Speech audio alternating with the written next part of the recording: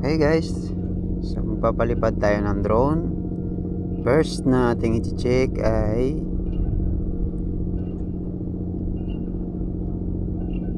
yung ating satellite. Dapat ay kompleto ito dito. Yan, kung nakikita nyo guys. Okay, dapat ay mga 20 and above. Wait lang, i-record lang natin yung ating screen para i-explain ko sa inyo. Okay, so yan, ganito pag ano bang tawag nila dito, mag hand take off tayo. Kung basa ang surface, so hindi na natin. So una-una ito, yung click natin yung arrow dito sa gilid dito, pag-click, tapos lalabas yung take off. So ganyan ang pag ano kay ipatong mo sa kanya, sa kamay mo, tapos itaas mo para maiwas, tapos i-long press mo yung take off. Alright, nagkad na ang ating drone. Kita ba? Ayun, kita yung ating drone. Baba ng takip. Okay. So yan guys. First ay bago nyo paliparin ng mataas, ay dapat yung ating satellite ay nasa strong position signal. Okay? Para hindi tayo mag-lose connection sa ating control. Tapos ito sa gusto nyong palitan yung resolution, ito. So meron ditong 1080p sa, meron din 2.7K, tapos 4K. So dito tayo sa 4K, tapos 30 fps. So ito yan guys, yung kung mag-a-adjust kayo kung gusto nyo 1080p or 4K resolution. Tapos kailangan naka-update lagi ang home point. So dito may 3 dots sa taas, click lang natin yan, 3 dot. Tapos yan, dyan sa safety, kikita nyo sa safety, yun, update home point. Ito guys, ito, click lang natin to.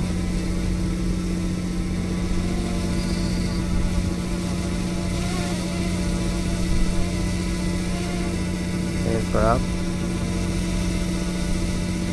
Okay, home point updated. Okay, yan, so stable na yung ating drone. So pwede na tayong magpalipad. So before kayo magpalipad guys, i-check nyo muna lahat ito. Dapat itong control nyo, baka ito ay mahulog. Check nyo kung mahigpit sa joystick. Tapos yung drone nyo, check nyo yung propeller. Ano pa ba, check nyo kung ang gimbal cover ay natanggal nyo na. Baka kasi hindi nyo nakalimutan yung tanggalin.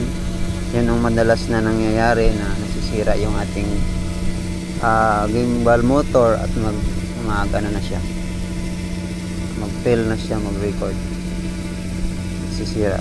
At madalas na sa mga gaya natin na newbie or mga beginner, ang nangyayari ay yung ating drone binubuhay natin agad, nasa loob pa lang tayo ng garahe o kaya nasa loob tayo ng kubo, tapos buhay na siya, binuhay na natin agad. Tapos lalabas tayo dun sa open area, dun tayo magpapalipad. So ang nangyayari, hindi natin i-update yung home point niya. So ang nangyayari doon ay pag i-auto return natin, ayun, doon siya babalik sa ating garahe o kaya doon sa kubo. Dahil nandun tayo sa ilalim ng kubo, yun, sa bubong pumatak. Hindi doon sa kung saan tayo nakatayo. Okay, so magpalipad na tayo guys. dahil na nagko-consume na ng battery. At taas lang natin ng konti. Okay. At ating tingnan, yun, ang ganda ng sunrise.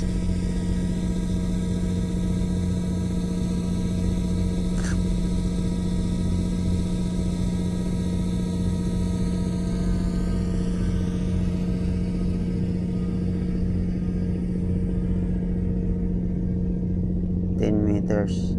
It should be laging ano guys, ang safe na ano ay 10 meters lagi sa ano, 10 meters above sea, kasi yun yung pinaka safe na ano na tawag dito, distance.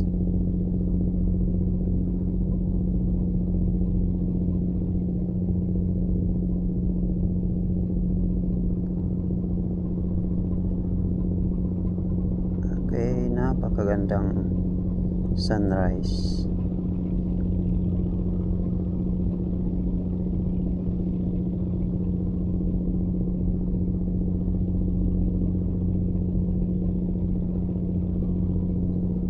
Going up lang natin.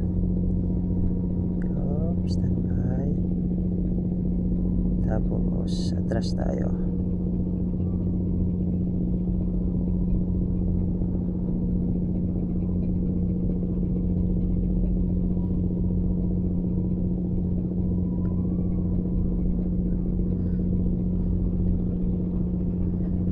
Okay, pag nagpapalipad tayo sa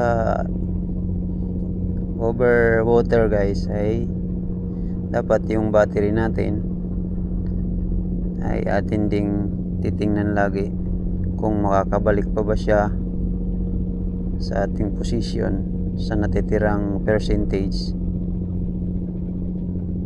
Actually, ang rules ng ano dito sa pagpapalipad madalas na ginagamit ng sa mga pilots ay 1/3. Dapat ay may 1/3 ka na matitira para pabalik, 1/3 na papunta sa yung destination, and 1/3 na matitira pabalik, at may 1/3 of your battery percentage para sa reserve. Huwag nyong sagarin, dahil okay lang pag nasa ano, siguro nasa lupa tayo kaso pagka ano nasa tubig masyadong risky. Pero nasa inyo naman yun bilang pilot, kasi kung meron naman kayong pera pang bili ng bago, so okay lang yun.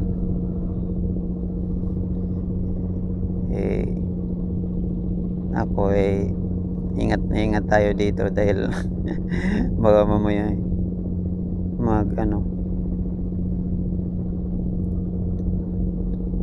fly away,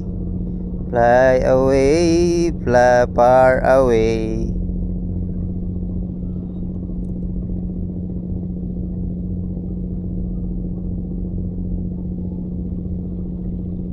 Siyempre mga beginners pa lang tayo guys, so ingat ka lagi tayo. Napaka mahal nitong drone, tapos bigla na lang mahulog sa dagat. Naku po, sayang ng pera.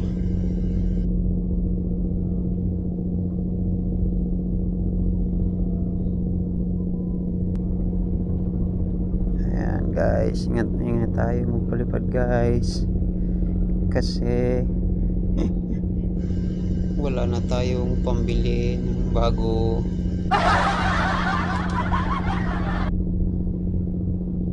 Okay, nakikita nyo ba ang ating controls? Yan, baba natin, lift joystick down, then gimbal up tayo. Okay, balik natin dito. So dito guys, ito sa ano, dito mo malalaman yung inyong location ng inyong ano, inyong tawag dyan, drone, kung naka ano ba siya, yan yung home point nyo. Kung hindi nyo na makikita by eyesight, so yan lang yung pagbabasihan nyo.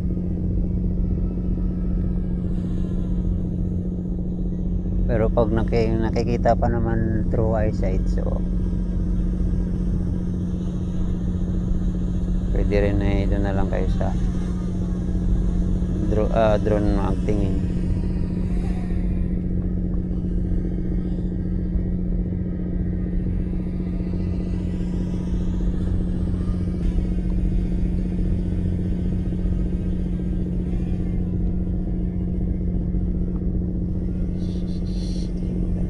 Gimbal down.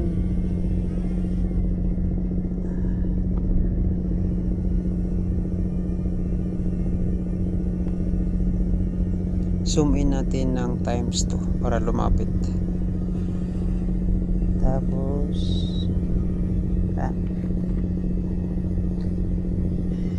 right joystick to right, and left joystick to the left. Tapos ikutan natin yung hari ng dahan-dahan pakaliwa ang right joystick at alalay kaunti ang left joystick papunta naman sa kanan para maging center ang ating subject.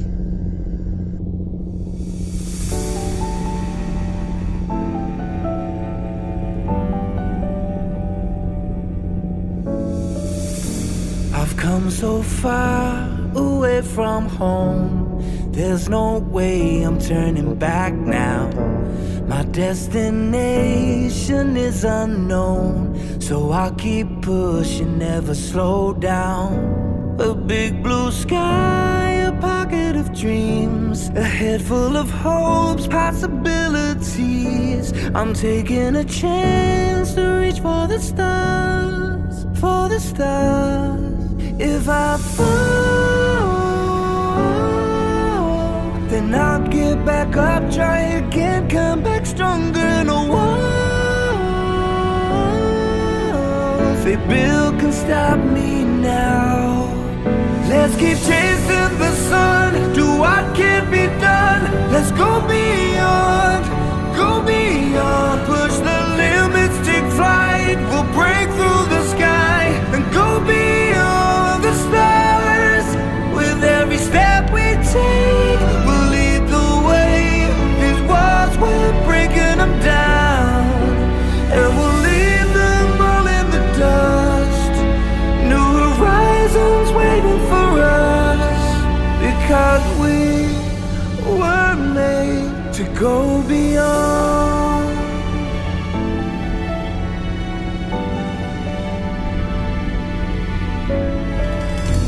I won't forget where I came from. I'll use my past to build my future.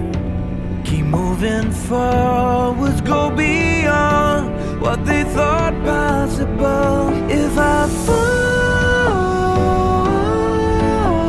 then I'll get back up, try again, come back stronger. No one, say Bill can stop me now. Let's keep chasing the sun, do what can be done. Let's go beyond, push the limits, take flight. We'll break through the sky and go beyond the stars. With every step we take, we'll lead the way. These walls, we're breaking them down, and we'll leave them all in the dust and go beyond. Expectations and dreams to be stronger, to push harder than before. It's a time for change, we're standing